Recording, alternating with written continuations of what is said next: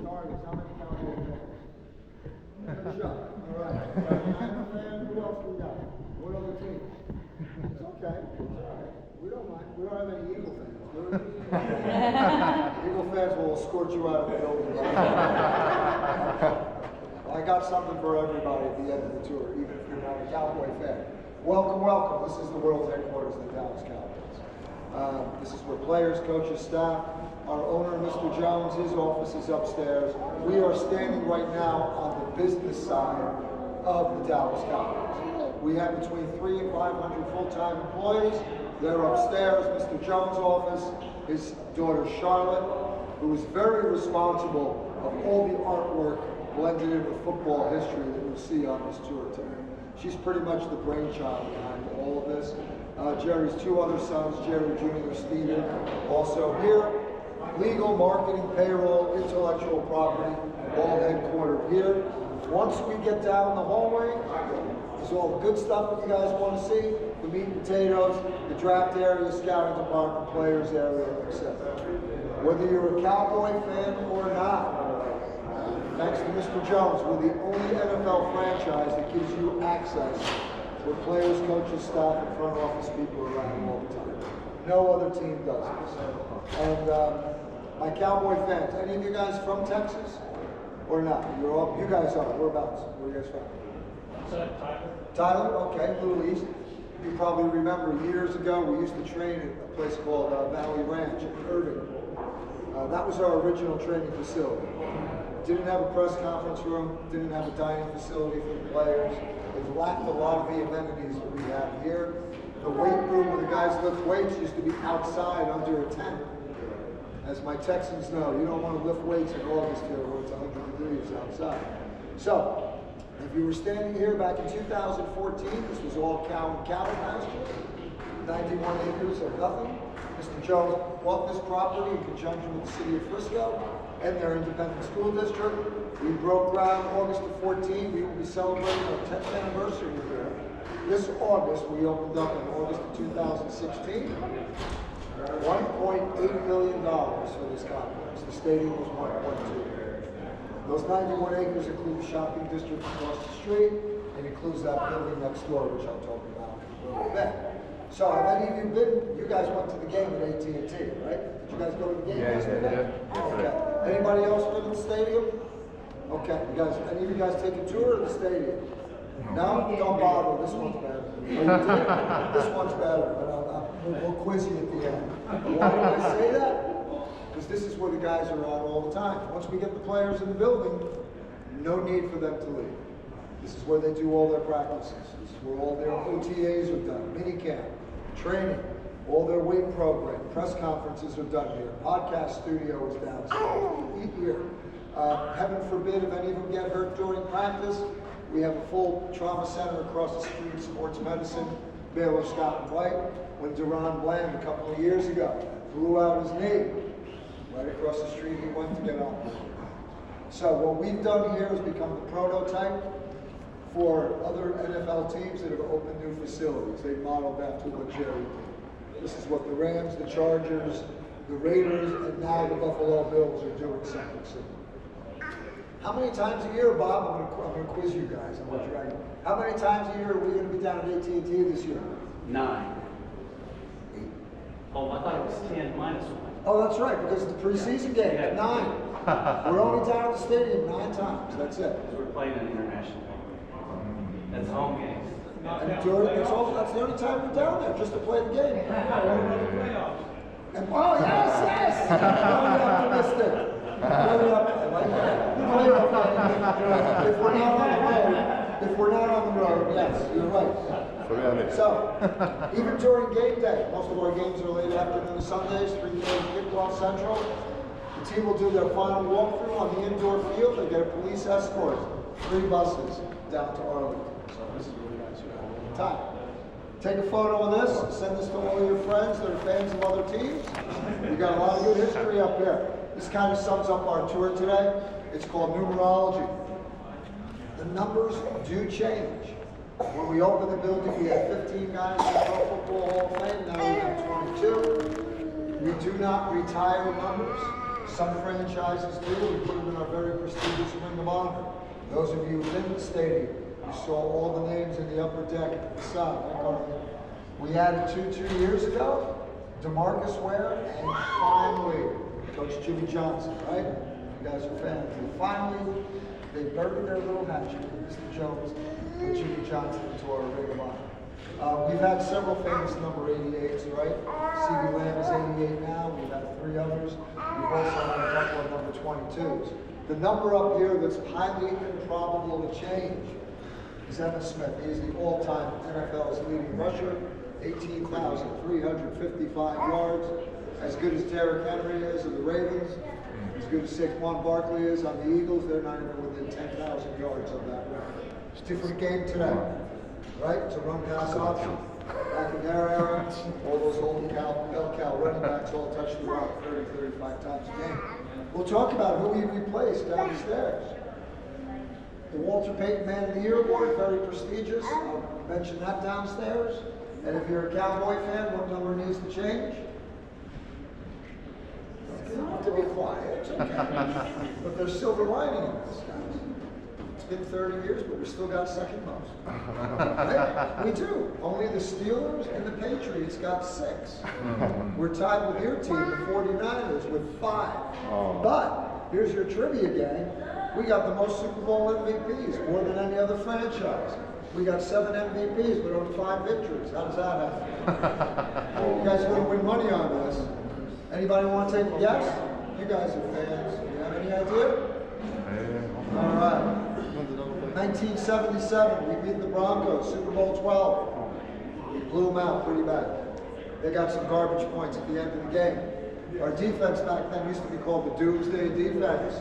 The media wanted to name the whole defense MVP. Can't do that. So we narrowed it down to 2 players, Harvey Martin and Randy White. The only time there's been co-MVPs in the Super Bowl. Hasn't happened before or since. And then, not even on the board, 1970, we lost Super Bowl 5. We played the Colts. Colts used to be located in Baltimore. We were winning the game 13-7 with 6 minutes left on the clock. The media thought we were going to win the game. They named Chuck Howley the MVP before the game was over. He was the best player on the field that day. Fumble recovery, 2 interceptions, fumble recovery, 2 quarterback sacks. That's a huge game, right?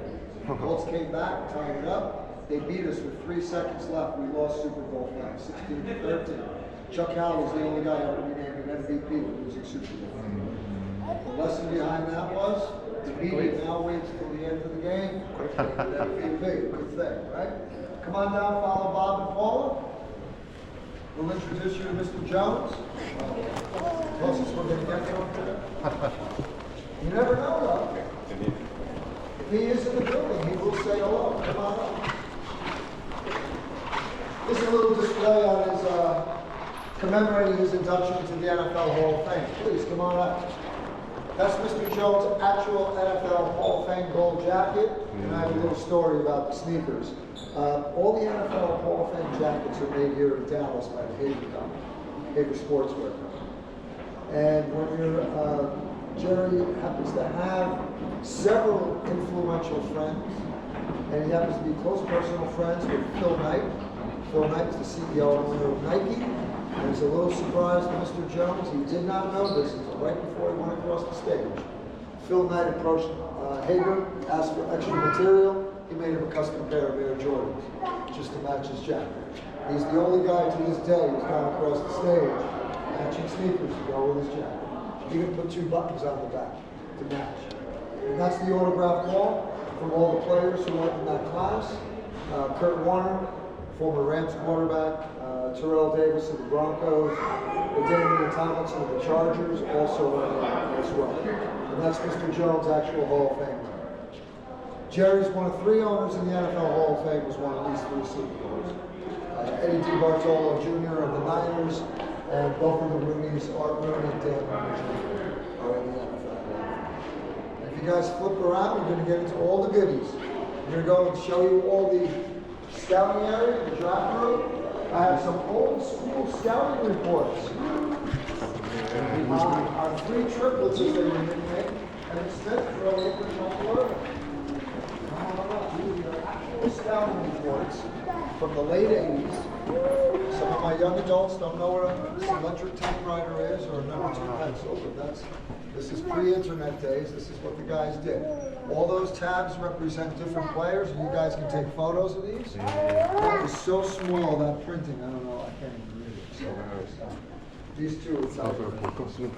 Now, if you guys watched the draft in April, this past April, you all know that 32 guys got picked, right? Out of those 32, it's a guarantee that 6 or 7 of them will be big flops and be out of the league in about 3 years. You never know, right? The guy could be an All-American, national champion. There's no guarantee that he'll be a success. Strength, At the next level. mental. The reason I say that, Emmitt Smith was the greatest running back of all time, right? Take a look what that scout said about Emmitt. This is from the University of Florida. He said he's careless with the ball, a little too emotional, needs more practice and dedication. Wow. Think he got it wrong? On the bottom, he scored him a 6 on a scale of 1 to 10. 10 meaning he'll be a sure lock for the Hall of Fame. So this scout said he'll be average. I don't know how long that scout had a job after this. But that year in 1990, when we were picking in the draft, the first round, we weren't picking until number 17 that year. There were 16 teams ahead of us. We needed a running back real bad. The Jets that year had the 2nd overall pick.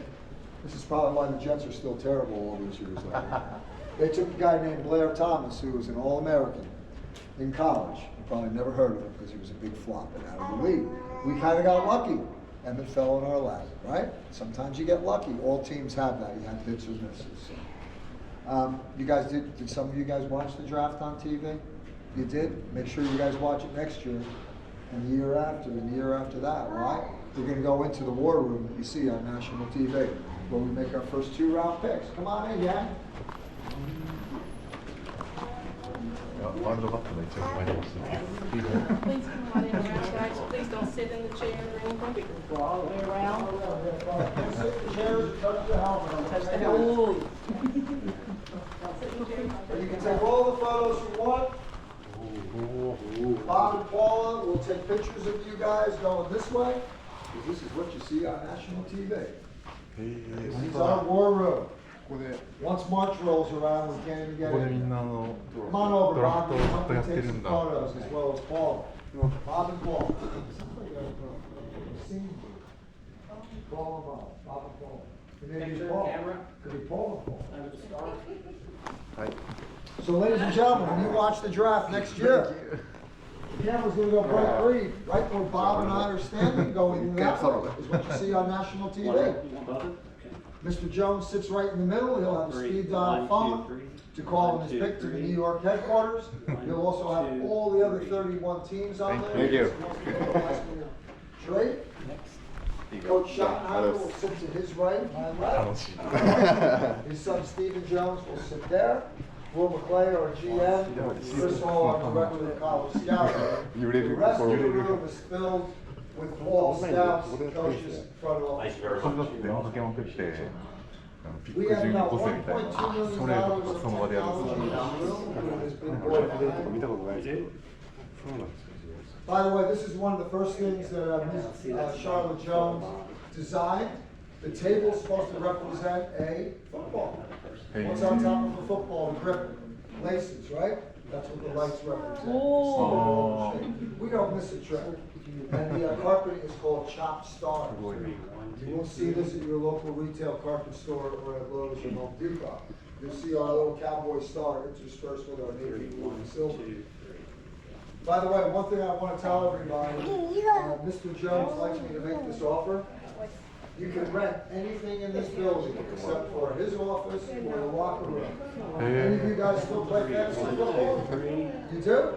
Well, how would you like to come back here in August with all your buddies and do a fantasy football draft in the war room? We can make your dreams come true.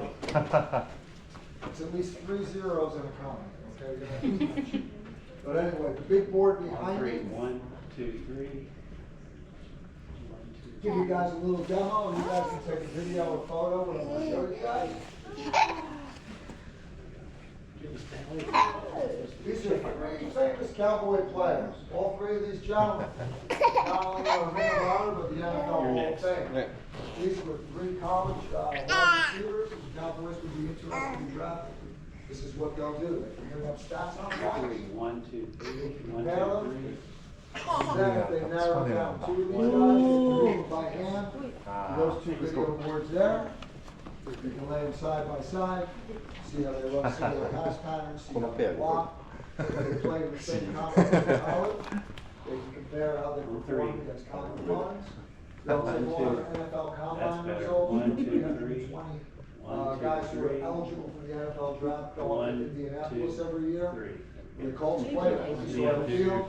That's where they run the guys through, 40-yard dash, cone drill, shuttle drill, etc.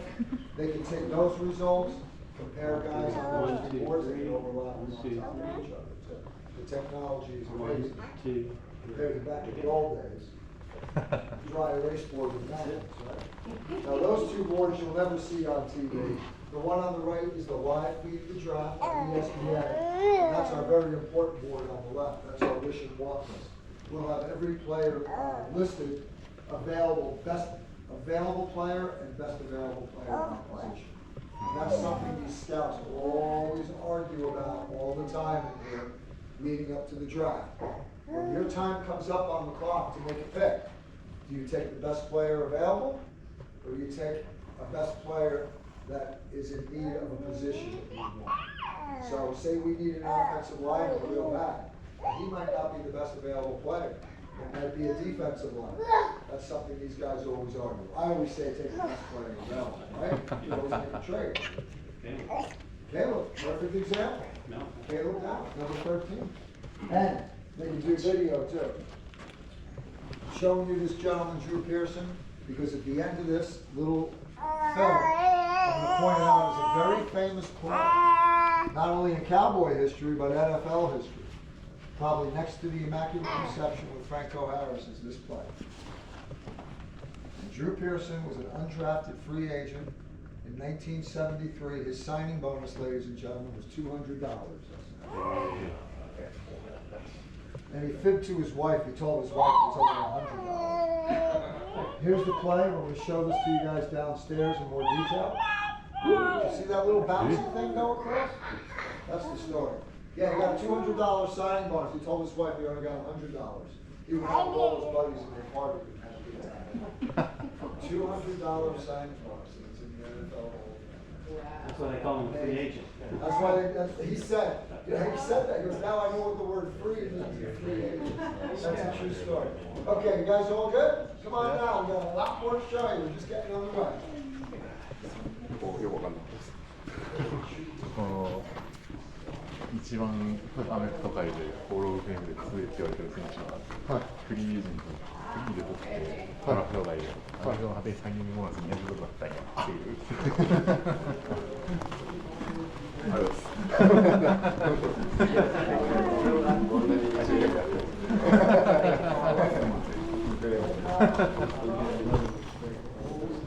俺はリストに載ってる一番いい選手トレ派なんだよねみたいな。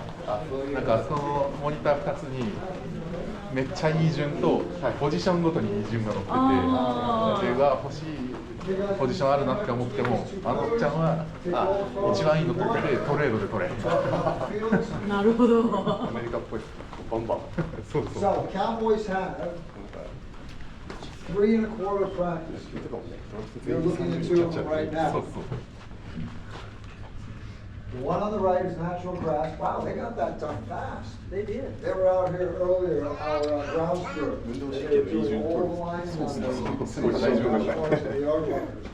When we practice and have OTAs, mini camp, or during the season, we always practice on the natural grass, even though most of our games are played on artificial surface.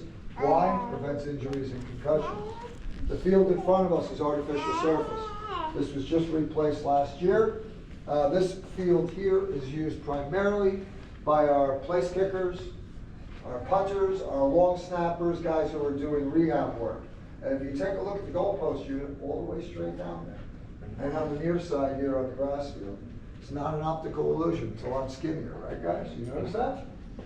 This goalpost in front of me is NFL regulation 18.60. The one down there is only 6.2. We're the only NFL franchise that has this. When we opened the building 10 years ago, our kicker was Dan Bailey. He was an all-star, a Pro Bowler. He asked for, requested, and received that. Clearly made, right? If I could hit that in practice, I could put my head down, close my eyes, hit one in the game, right? Who's the best kicker in the league right now? Brandon Aubrey, thank you. He just got that big stat, right? You got the most, right, Bob? What do you got, a 4-year deal, 28 million? That's a lot of money for a field goal kicker, right? Bob, myself, and Paul, you will see it when you're here during the season. He lines up on the star about 65 yards out. He hits it dead center, 6 in a row. He's on a breezy day, right through. Practice makes perfect, right? The building to the left is the corporate headquarters, One Cowboys Way. We're going to end up in that beautiful atrium in the middle at the end of our tour. The corporate offices that I mentioned, all the full-time employees, are on the left side. Everything to the right of that is public rentable space. Do I have fans of the Cowboy cheerleaders? Yes? Some of you? And you guys watch? I'm a fan. We saw them yesterday. You guys watch the Netflix documentary. This is where the gals train too. This is their headquarters. Their studio is located up there as well. And they use the indoor field to practice their dance routines as well. So they're located there too. The building to the right used to be outdoor parking for the players. Now they come in through that gate, that metal black gate there, and they park underneath. That's their entrance, that little back cave entrance. They park under there, the players now. Oh, and by the way, they have their own car wash in there, just so you guys know. Come on, we have to keep the Lamborghinis clean. On cue, did you set that set up? Was that set up? He just got washed. Look at that. He's all clean. You know, we had rain yesterday. He probably was in there, he probably just came to get a detail. Now he's going home. Right? That building was not here when we first opened. It used to be outdoor parking for the players. During COVID season, for 2 years we were closed. We did not do any tours. Nobody was allowed in the building except for necessary personnel for the football team. We came back in 2022. Voila, that new 12-story building is there, here. If you take a look up on the top right, you'll see who it is. Keurig Dr. Pepper. Dr. Pepper merged with the coffee company. It used to be located in Plano, Texas, down the road. Dr. Pepper has been a sponsor of the Cowboys going all the way back to the 1960s. And you can see a couple of people sitting up there now. That is their cafeteria, break room area. During the season when we practice and during minicamp, we usually practice around 11:30, 12 in the morning. 11:30, 12 o'clock. That will be packed with all their employees watching practice. Not a bad deal, right? Come to work, watch the Cowboys practice. Can I get that job? It's pretty good, right? Same rules as us, though. They can't go out there with any tablets, cameras, phones. No good. They actually have to sign a waiver because they could be spies, right? They could be trying to film us. They could be working for the Eagles or the Patriots with Bill Belichick. He runs this for everybody, right? Yes, no? No. Okay. Real quick, guys, some of you took a photo of this. I won't spend too much time on this, but if it wasn't for this famous trade back in 1989, we probably wouldn't be in this building. Back in the late 80s, the Cowboys were not doing very well, on and off the field. As a matter of fact, we came that close to, we were in bankruptcy court. We were losing $1 million a month in 1988. We almost went out of business. No NFL team ever did. Mr. Jones came in and saved the Cowboys, bought them. He was an oil man from Arkansas for $150 million. Everybody at the time told him he was nuts, don't do it, especially his dad tried to talk him out of it. Nobody spent more than $100 million for a team up to that point.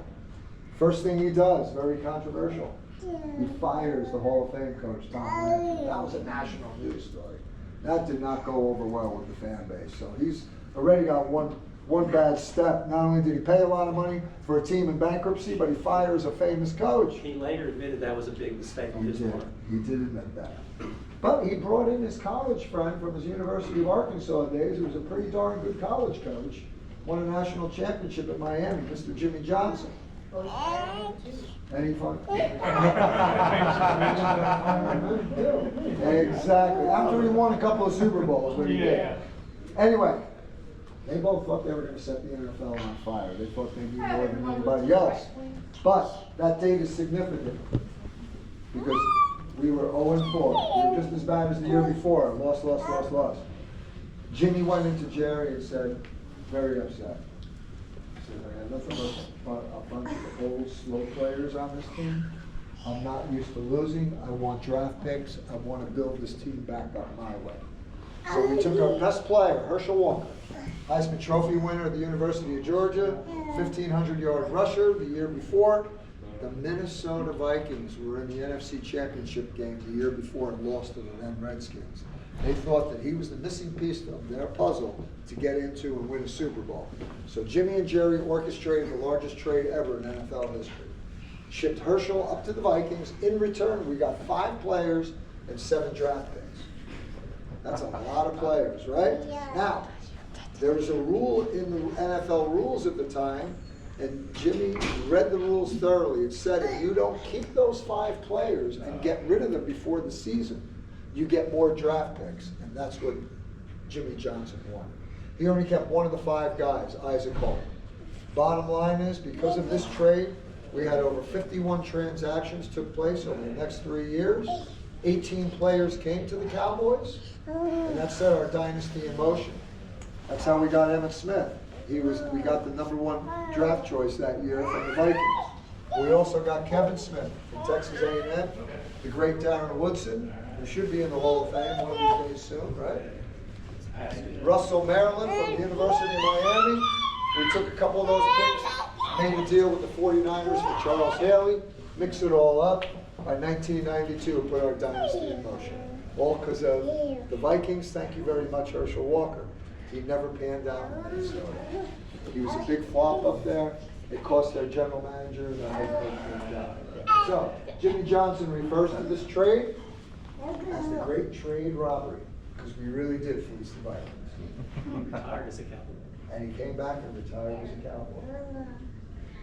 Come on down, sir. There's an ESPN show, 30 for 30. Goes into great detail on this, and that's what he called it, the great trade robbery. Now, it seems like when the Cowboys do something that works out to our behalf, the NFL changes the rules. And they did. 3 years later, they changed the rules. Now you can make trades for players and do that and get draft picks, but if you release the players, you don't get any additional draft picks anymore. Oh well, we took advantage of, it was the rule at the time. Come on down, man. 笑いどころが分かんなかったんですけど、新しいオーナーが着信が出てきて、で、その時に一番いいって言われてたコーチをクビにして、自分のこの大学の、大学チームのヘッドコーチ連れてきて、そうそうで優勝するんですけど、そいつもクビにしたやんっていう話。なるほど。ありがとうございます。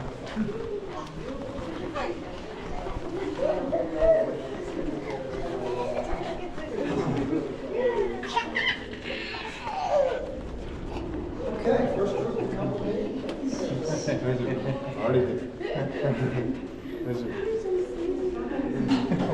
Yeah, we're going to go out of here at the cafeteria. You can smell it, right? Yeah, let's take 2. I'll wait for you down there, okay?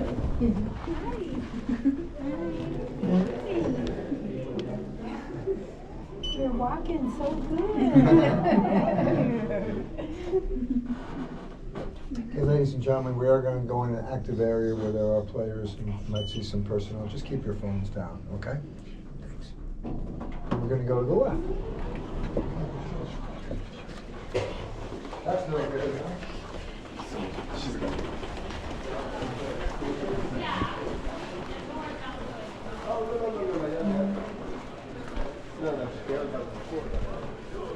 Do y'all mind if we just walk through?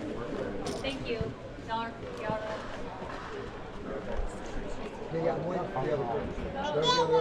Hey guys, there they are. No photos. We are going to go through the film room, aka the auditorium. A couple of the guys in here want to shoot some baskets. Come on, we'll give you a little quick tour.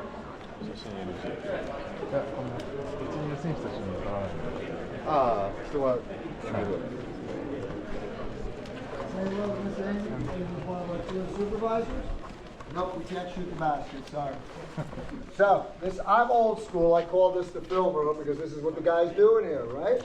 They sit down here, the whole team will be in here on Mondays usually as a whole, and they go over game film from the game the day before. You guys can take photos if you want.